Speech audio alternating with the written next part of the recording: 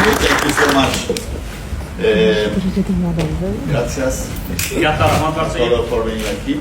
Hammaga kelganingiz uchun Gracias rahmat. a la federación que me ha dado la oportunidad de ser entrenador de Uzbekistan.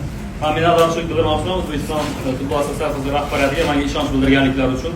Esto es un gran honor para mí porque es una federación que en los últimos años ha invertido mucho en los jugadores, sobre todo en los juveniles. Men uchun bu juda ham katta sharaf, chunki bilamizki, O'zbekiston futbol assotsiatsiyasi so'nggi yillar davomida ayniqsa yoshlar futboliga juda ham katta investitsiya qilishdi, e'tibor qaratildi.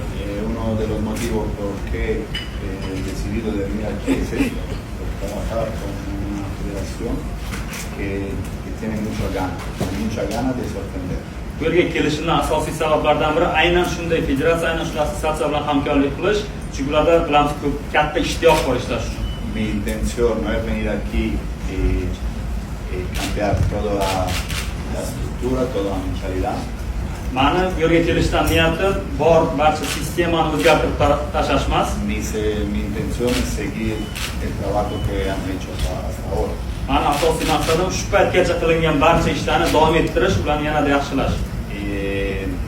Soy muy contento, soy muy motivado y tengo muchas ganas de acabar esta press conference para ir al campo y ver mis jugadores. Men juda ham xursandman, juda ham mamnunman va tezroq ushbu matbuot anjumanini yakunlab, futbolchilarim bilan maydonda ishlashga shoshilmoqda.